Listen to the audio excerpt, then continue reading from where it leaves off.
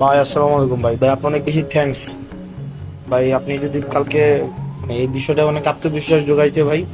তো এই আপনাদের আত্মবিশ্বাসের কারণে ভাই এই যে অচলায়িত ভাই ভাঙছে। আর আপনার অনেক বেশি ধন্যবাদ ভাই। ভাই সুস্থ, এই যে একটু ব্যাক পেইন আছে প্রচন্ড, আর ইয়ার কারণে হচ্ছে যে অনেক হচ্ছে না, তো খুব ব্যাক পেইন আছে। সুস্থ হয়ে ভাই দেখা করবো ভাই। হ্যাঁ, আসসালামু আলাইকুম ভাই। শুভেচ্ছা। আওয়ামী লীগের ভেতরে আওয়ামী লীগের শত্রুদের শেখ হাসিনার শত্রুদের পরাজিত করতে হবে। জুলাই সন্ত্রাসের মাধ্যমে বাংলাদেশকে পরাজিত করেছে যারা, পাক মার্কিন মদদে যারা দেশকে আমেরিকা ও পাকিস্তানের হাতে তুলে দিয়েছে, তাদের বিরুদ্ধে লড়াই অনিবার্য। তাদের প্রতি ঘৃণা নয়, রক্ত পিপাসা আছে। তাদের জন্য আতঙ্ক নয়, দ্রুন্ত স্পর্ধা আছে, দুর্বার দুঃসাহস আছে। আমার সাথে পায়ে পা মিলিয়ে লড়াই করার কথা ছিল যাদের, তারা আজ শত্রু শিবিরে থেকে আমাকেই হত্যার জন্য গুলি ছুড়ছে। এখানেই কি অবস্থান পরিষ্কার হয়ে যায় না? অনেকেই প্রশ্ন তুলছেন আমার বিরুদ্ধে, আমার দেশের বিরুদ্ধে, ষড়যন্ত্রকারীদের বিরুদ্ধে খড়গহস্ত হতে পারবো কিনা। তারা প্রশ্ন তুলেছেন আওয়ামী লীগ ক্ষমতায় আসলে আওয়ামী লীগের সংরক্ষিত আসনের এমপি লালবদর জারা জামিন মাহবুবের বিরুদ্ধে কোনো ব্যবস্থা নিতে পারবে কিনা আওয়ামী লীগ।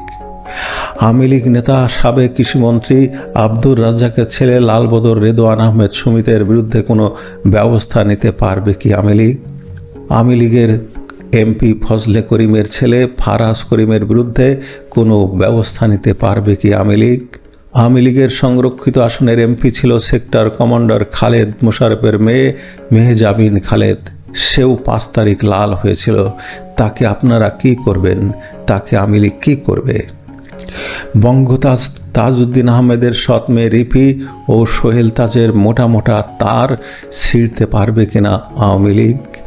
শেখ হাসিনা বেঁচে থাকলে ঠিকই বলবে, ওরা আমার ভাই বোন, বাদ দাও, ক্ষমা করে দাও।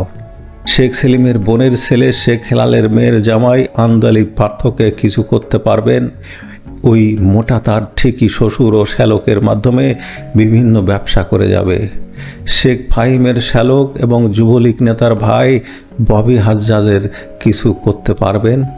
রাজাকার সৈয়দ মহিবুল হাসানের কন্যা রেজওয়ানা হাসানের পারিবারিক বন্ধু এবং ব্যবসায়িক পার্টনার নসরুল হামিদ খান পিপুর বিরুদ্ধে কোনো ব্যবস্থা নিতে পারবেন? জামাতের রুকন এবং নাটোর পৌর জামাতের আমির রওশন আরিফিনের শ্যালক জুনায়েদ আহমেদ পলকের কিছু করতে পারবেন? যদিও সে জেল খাটছে, কিন্তু শত শত বাটপার ও জামাতি তোষণের জন্য কোনো ব্যবস্থা নিতে পারবেন? সজীব ওয়াজের জয়ের লাই দেয়াকে প্রশ্নবিদ্ধ করতে পারবেন? ডাস্টবিন শফিক এবং আধাকানা আজাদ দুজনেই তো আওয়ামী লীগ নেতা বাহাউদ্দিন নাসিমের ঘনিষ্ঠ ছিলেন।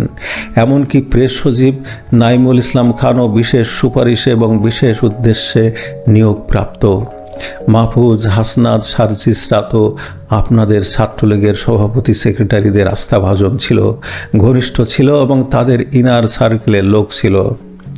এর বাইরে সারা দেশে হাজারের অধিক আওয়ামী লীগ নেতা এবং এমপি মন্ত্রীর শতাধিক সন্তান আত্মীয় স্বজন লাল হয়েছে। তাদের কিছু করতে পারবেন আওয়ামী লীগ কোনোদিন ক্ষমতায় আসলে? কয়জনের নাম বলবো? কত শত লালবদর সমন্বয়ক আজ আওয়ামী লীগের কত বড় বড় রুই কাতলার ব্যবসায়িক পার্টনার জানেন? লড়াইটা দেশপ্রেমিক আর দেশ বিরোধীদের লড়াই।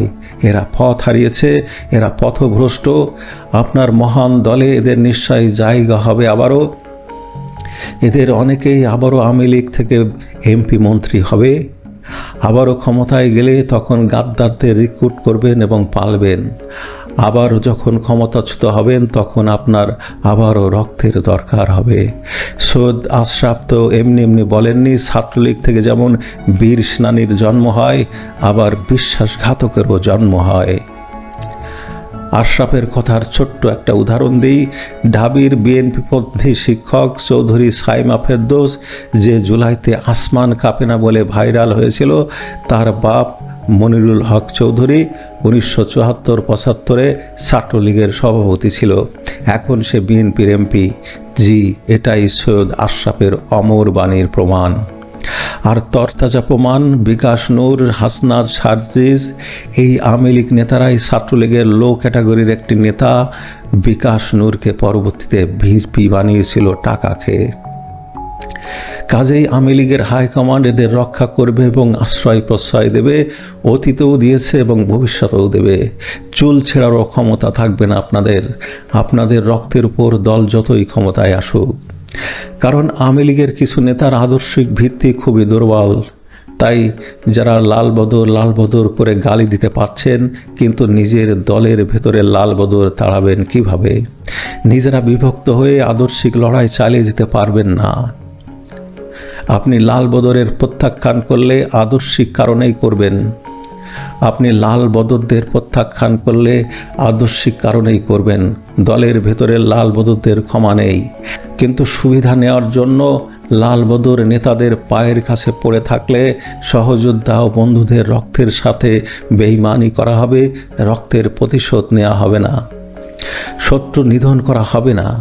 যে দলের নেতারা নিজেদের পরিবারের সদস্যদের পক্ষে রাখতে পারে না, নিজের এমপিদের পক্ষে রাখতে পারে না, অরাজনৈতিক ব্যক্তিরা যারা বিভ্রান্ত হয়ে লাল হয়েছেন, এই অরাজনৈতিক ও সাধারণ লালবদরদের নিয়ে প্রশ্ন তুললে বিষয়টি হাস্যকর হয়ে ওঠে।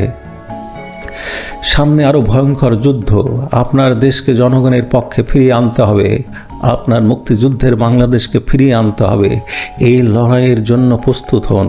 হত্যাকারী, অগ্নিসংযোগকারী, লুটপাটকারী, ধর্ষক, দখলবাজ ও মববাজদের পরাজিত করতে হবে।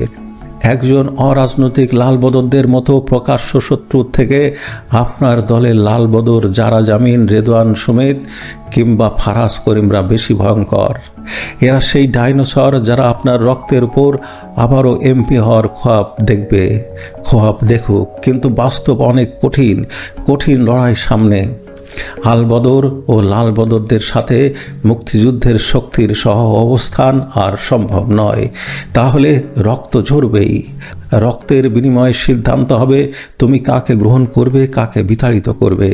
শেখ হাসিনাকে হত্যা করা হলে সেই খুনিদের কাউকে তুমি ক্ষমা করতে পারতে, আর সেই খুনিদের তালিকায় যদি মুক্তিযোদ্ধা ও অভিনেতা আলী জাকেরের পুত্র অভিনেতা ইরেশ জাকের থাকে, যে ডিপ স্টেটের বিলিয়ন ডলার খরচ করেছে, অভিনেত্রীদের ভাড়া করেছে শেখ হাসিনাকে হত্যা করতে।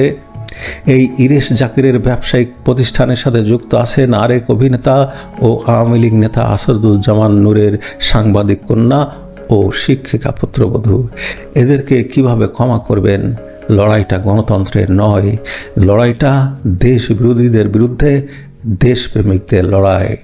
ভালো থাকুন।